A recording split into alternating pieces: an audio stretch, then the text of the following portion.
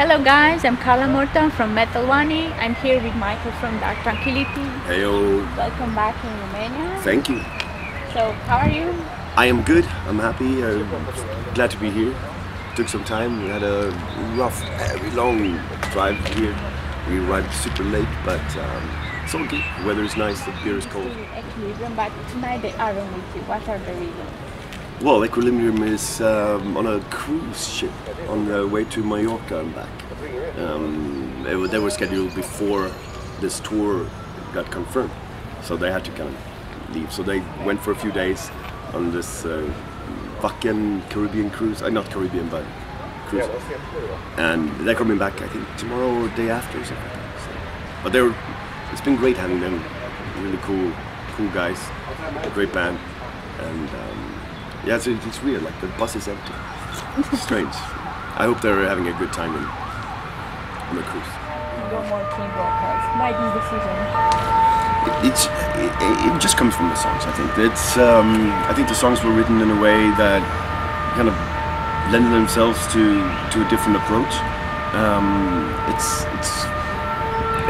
I don't know, like the theme of the album, like the whole mood of the songs, I think kind of benefits from some different vocals. So it's just out of need for the song, necessity rather, you know. It's not something that we plan in advance. It's just like this is what will work best for this kind of song. And you also got a new liner. How is the tour with this new liner? It is really awesome. Like Johan joined us, first Anders joined us like 2 years ago. And he's amazing. He's one of my oldest friends, and he's one of the best guys in the world. And then Johan joined, I think a year and a half ago or something like that, first. And we didn't know him that well, but we worked together. Like we collaborated on songs, and we kind of Nicholas knew him from before, so we kind of like, oh, let's try that out, see if it works. And it worked fantastically well. And he's amazing. And then we asked Chris, who we knew before, you know, because we toured with Arch Enemy back in the day and that kind of stuff. But he lives in New York now, and you know, maybe he wasn't that interested. But so we just said, let's do one like a summer festival run together. And it worked out so well that we was like, hey, you want to continue doing this? And so I couldn't be happier. I think the band sounds better than ever. Of course, it's weird, you know, not having Nicholas and Morton there, because that's the way it's always been. But I'm getting used to it, and I really love how it makes me, Anders and Morton really kind of step up, because we have to be better as well now because of these incredible guitar players and bass players. So I love it. I really do. It's fantastic, and it's great to get to know and reacquaint yourself with people in this way, and touring together has been just a blast. Are you going to release a new album this year? And if yes, on what direction you will go this time? Not this year, no. It's going to be next year, hopefully. Now the idea, we're going to keep touring this whole year. First summer festivals, and then another year American tour, and then Asia and Australia, I think. So starting next year, we're not going to have that many tours lined up. So we're going to kind of, hey, let's get creative again and start writing. So, but we have no idea what direction. We'll see what happens. So, what importance has the Swedish death metal and melodic death metal to the music globally? I don't know. It's hard for me to be the judge of that, but of course I've seen how influential it has been. You know, yeah. I meet so many fans and also other bands who kind of grew up listening to our music and to At the Gates and In Flames and things like that, and it's amazing. You know, it's hard for me to fully grasp that, because the way I view the bands that I love, the bands that I grew up with, is with like, oh shit, this is the best thing ever. Like for me, like Creator, Halloween, Blind Guardian, those kind of bands were the bands that I grew up with when I was 14, 15. So I still have, even though I know those guys a little bit, it's still weird for me because they are still my heroes, you know. So having other bands and people look to us that way is impossible for me to fully grasp, you know, fully understand. But of course I'm really proud of the fact that started something that was at the time considered very strange and weird and too different to be cool. I think for us we figured we want to take death metal to a different place, and we want to try incorporating other stuff that we found interesting and made more sense to us. And when our first album came out, it was like, what the hell are you doing? This is not death metal, what's up? And that just made us want to do it even more, you know, and instead of changing, we stuck to it and we kind of refined our sound.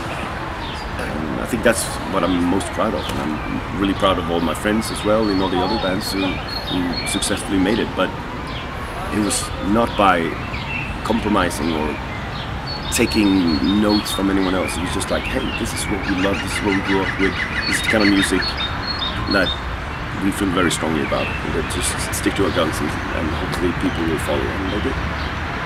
But from your point of view, how do you see the death metal scene in the 90s comparing to nowadays? Wow.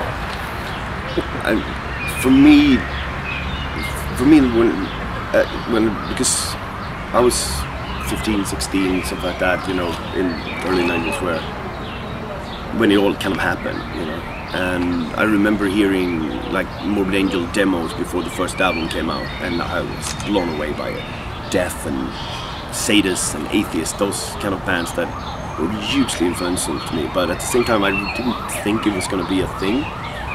So I remember thinking like, is any of these bands going to release a second album, or is this just a thing right now and then it will just go away? But of course, it just happened, but it was exciting, and it was very. It felt like you were in on a secret, you know. It was like our group of friends, like us in the band, and also Anders Ivers and Thomas from At the Gates and Anders Junge from At the Gates. Like, we were just friends who hung out and listened to this weird music that no one else knew about, and it became very important and special to us, you know, just because it was so unique and so strange and weird. But then it kind of blew up. That was really cool. So compared to now, it's the excitement. I think it's what I'm kind of missing. Like, I don't get it. I get excited by bands, of course, but death metal is not that weird anymore. You know, it's something that everyone can get into. And now there are 200 million bands everywhere. And which is cool, because that creates diversity, it creates, you know, cool kind of offshoots of the genre. You know, you incorporate whatever folk or other instruments, whatever. You can do anything within the genre of death metal, and I think that's really cool. You know, and I find new cool metal bands all the time. You know, every week, you discover something new, and you just have to look up. Whereas in the beginning, you had to look for, because there were only a finite amount of bands, and you had to kind of struggle to find an album, you know, or from America or from Germany, whatever. Especially in Sweden, it was difficult to find music. Now everything is accessible, obviously, and things have changed because of that. Yeah, well, but I want to also ask, what do you think about these online platforms like Spotify, Google Play, that people download the music? I mean, as a music lover, I love it. I use Tidal, which is like the little hi-fi version of Spotify. And I can find all the music I want there. It's amazing. So when I go to a record store, I could, instead of like, hey, can I listen to this record? I just put in my headphones and listen to it. Oh, that's good. And I'll pick it up, you know. And the only thing, I think it's too cheap. It should be more expensive, because then they could actually reward the artist for it, you know, because you don't. Sure, you do make money from digital streams, but it's nothing compared to the physical sales of the record. So that the business model is flawed, I think, but the service is fantastic, you know. But I would pay 3 times what I pay for Tidal, for instance, because I think it's so great. But I also want to support the artist. That's why normally if there's an album I like, I'll go out and buy the vinyl, because I know that will give money back to the artist, and that's how I support music. But I think it's of course, I mean, it's not going to stop. It's not going to. I mean, this is it. This is how you consume music now. But I love the resurgence of vinyl at the same time because it's kind of like a counteract to digital and streams. So I love the combination of both. I love putting on a record at home, watching the cover, reading the liner notes and reading the lyrics. But at the same time, I love the convenience of just like having every music in the world on my phone.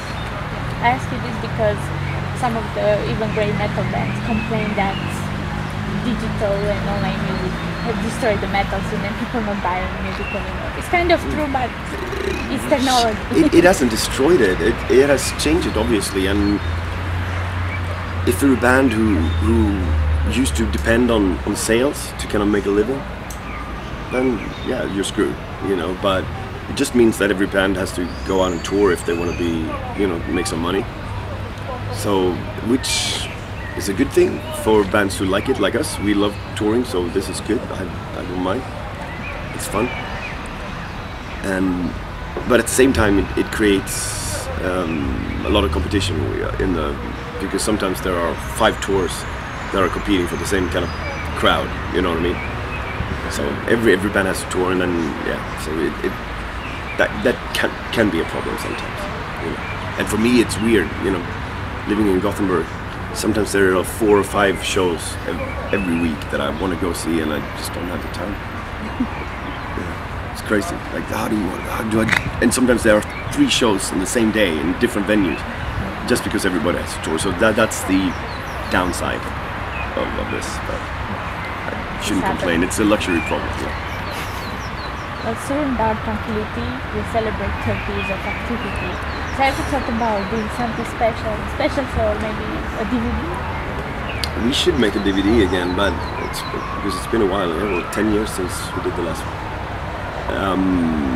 But we're not really nostalgic like that. It's not like we go like, oh yeah, it's been this and this long, now we have to do something special. It's like, yeah, it's not really our thing.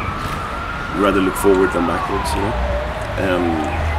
But a DVD would be great. But I think the one we did in 2008 turned out so well, and I think it was fantastic. It's going to be hard to top it because I love the way that it came out. But we definitely should, and especially with the new lineup and all that, so we should. But we haven't started thinking about it just yet. And the last question: do you have any other plans? More touring plans for the summer? Yeah, there's going to be a lot of festivals this summer. Some really cool ones. And then we go on tour in September to the States with Amorphis and Moonspell and Omnium Gathering. It's going to be a lot of fun. All of our friends in one crazy tour package. Great. And yeah, and then as I said, Asia and Australia. And then beginning of New Year maybe we'll start thinking about making new music. Well, I hope so. I do too. Well, thanks a lot for this interview. It was my pleasure talking with you. So you too. See you to the show. Absolutely. Cheers.